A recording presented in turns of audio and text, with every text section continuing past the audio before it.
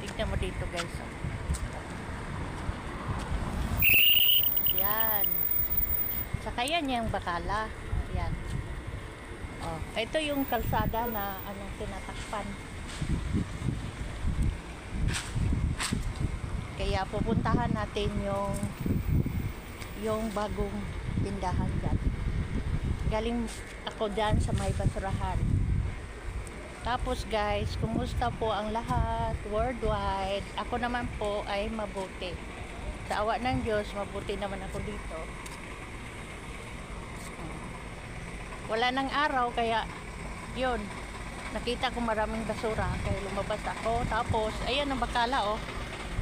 Yan. Pero papasok ako ngayon. Kasi, ititik ko yung items nila. At saka, kagabi ko pa lang to nakita, eh.